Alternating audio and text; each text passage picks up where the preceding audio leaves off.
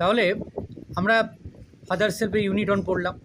তাহলে unit on থেকে যদি ইউনিট অনের প্যাসেজটা আসে তাহলে কী কী অ্যাডিশনাল কোশ্চেন মানে কী কী প্রশ্ন আসতে পারে সেগুলো আমরা এখানে আলোচনা করব, বা আমরা আজকে একেবারে পুরো প্রশ্ন ধরে উত্তর ধরে পড়ে নেব, যাতে এই ধরনের প্রশ্ন, এই প্যাসেজ আসলে এবং প্রশ্ন আসলে যাতে আমরা সহজে লিখতে পারি।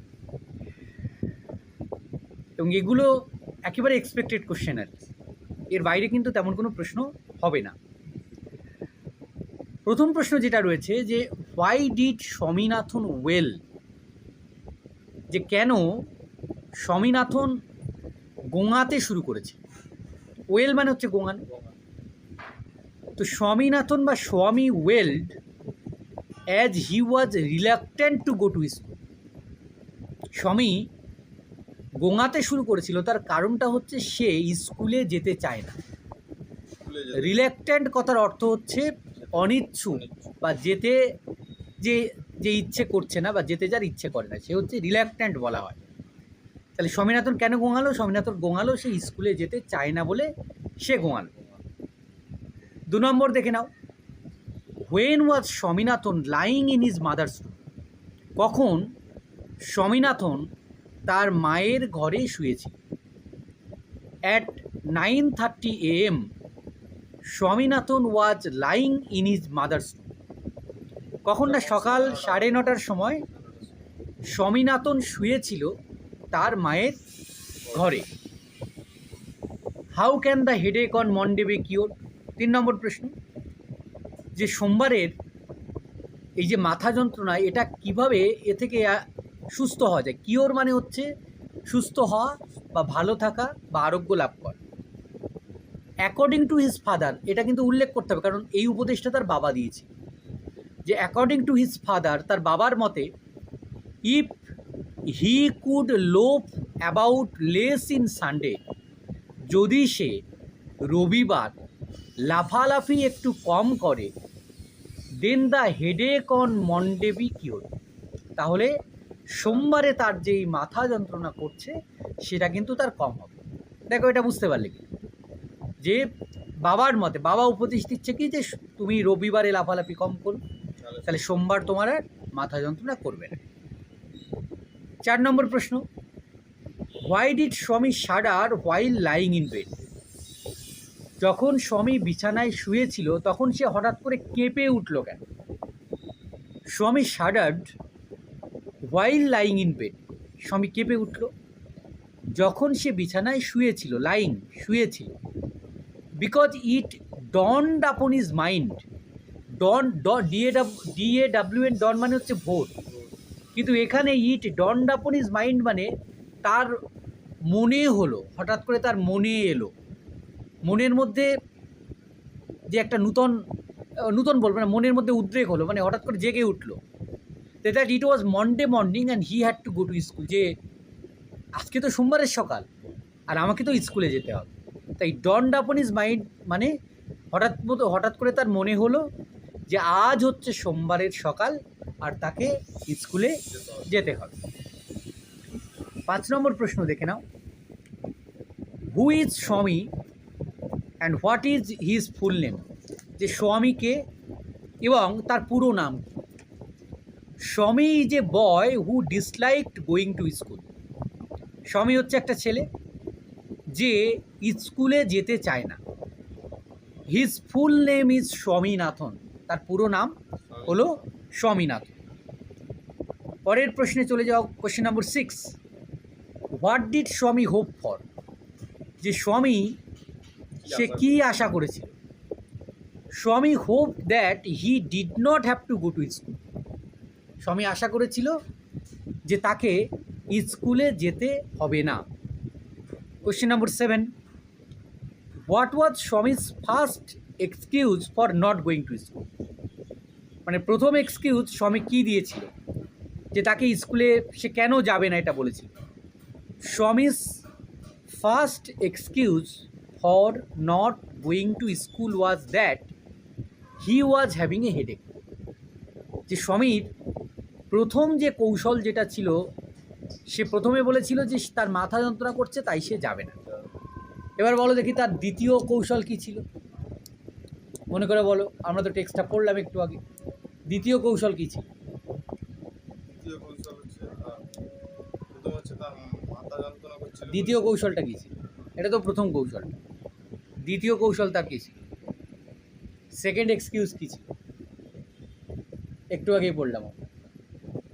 সেকেন্ড এক্সকিউজ বললো যে আমি দেরি করে স্যারের ক্লাসে যাব না।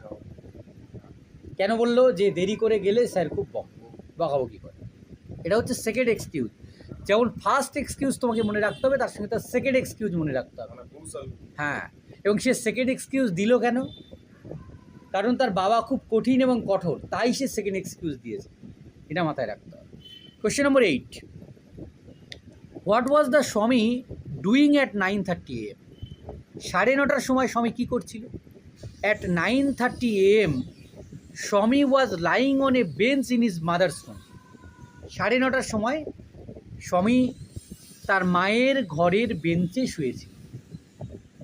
ঠিক আছে। Question number 9, what was the father's opinion regarding স্বামী headache?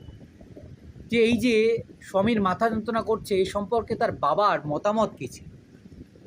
Father said Swami to lope about less on Sundays in order to be without a headache on Monday. বাবা স্বামীকে বলল যে তুমি রবিবারে একটু লাফালাফি কম করবে, তাহলে সোমবারে তোমার আর এতটা মাথা যন্ত্রণা করবে না। এটা ছিল বাবার ওপিনিয়ন বলতে পারো, অ্যাডভাইস বলতে পারো, যেটা হবে সেটা বলতে পারো। কোয়েশ্চেন নম্বর 10, হোয়াই ডিড স্বামী চেঞ্জ হিজ ট্যাকটিসেস?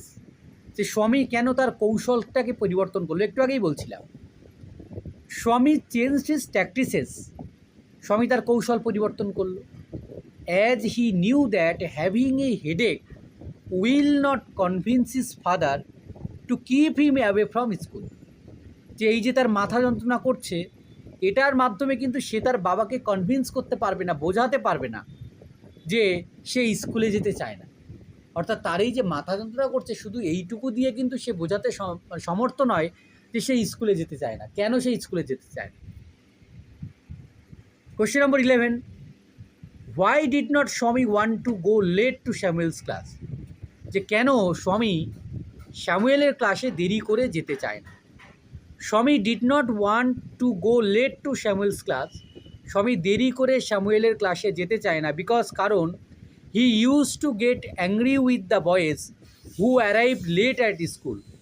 যে সে রেগে যায় সেই সব ছেলেদের উপরে যারা দেরি করে তার স্কুলে আসে, এই জন্যে সে যেতে চায় না। তাহলে কেন যেতে চায় না দেরি করে? বুঝতে পারলে।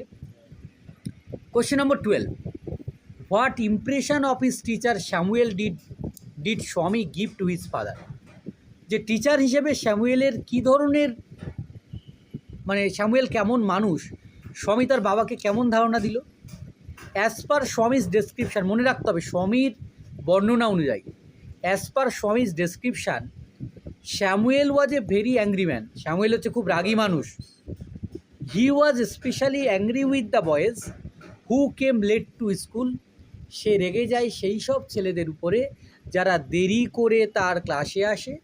Even the headmaster was afraid of Samuel, এমনকি হেডমাস্টারও স্যামুয়েলকে দেখে ভয় পায়। তাহলে স্বামী কী বলতে চাইছে? প্রথম কথা বলতে চাইছে স্যামুয়েল খুব রাগী মানুষ। দ্বিতীয়ত বলছে যারা দেরি করে আসে তাদের উপরে রেগে যায়। 3 নম্বর যেটা বলেছে সেটা হচ্ছে হেডমাস্টারও তাকে ভয় পায়। কিন্তু তিনটে কিন্তু ইমপ্রেশন আছে, এটা কিন্তু তোমায় মাথায় রাখতে হবে। Question number 13, what was Swami's practices to convince his father? যে কী কৌশল অবলম্বন করেছিল যে সে তার বাবাকে বোঝানোর জন্য? Swami told his father that he could not go to class as he was late. যে স্বামী আজ আর স্কুলে যেতে পারবে না কারণ তার দেরি হয়ে গেছে। এটা কিন্তু তার সেকেন্ড এক্সকিউজ, মনে রাখতে হবে। কোয়েশ্চেন নম্বর 14 এবং শেষ প্রশ্ন, why did not Swami told the headmaster about Samuel? যে কেন স্বামী হেডমাস্টারকে স্যামুয়েল সম্পর্কে বলে না? Swami did not tell the headmaster about Samuel, Swami হেডমাস্টারকে স্যামুয়েল সম্পর্কে এই কথা বলে না, বিকজ কারণ even the headmaster was afraid of it, যেমন কি হেডমাস্টারও তাকে দেখে ভয় পায়। অর্থাৎ এই যে কোশ্চেনগুলো আমরা পড়লাম, এই কোশ্চেনগুলো পড়ার মধ্যে দিয়ে আমাদের এই প্যাসেজ থেকে যে কোনো ধরনের প্রশ্ন, সে তুমি কোশ্চেন ব্যাংক প্র্যাকটিস করো, টেস্ট পেপার প্র্যাকটিস করো, যে কোনো প্রশ্ন প্র্যাকটিস করো না কেন, এই প্রশ্নগুলোর বাইরে কিন্তু কোনো প্রশ্ন যাবে না। তাই সেটা কমপ্লিট দ্য ফলোইং সেন্টেন্স হতে পারে, সেটা ট্রু ফলস হতে পারে, সেটা কোশ্চেন অ্যান্সার টাইপের হতে পারে। যাই আসুক না কেন, এই কোশ্চেনগুলো পড়লে একেবারে যা যা আসবে অ্যান্সার করে দিতে পারবে। দেখো সবগুলো বুঝতে পারলে কি, যদি এরপরেও কিছু জিজ্ঞাসা করার থাকে করে নিতে পারো। ইউনিট 1 কিন্তু এখানে শেষ হলো, ভালো করে দেখে নাও, আমি কিন্তু লিখতে দেবো পরের দিন আগে।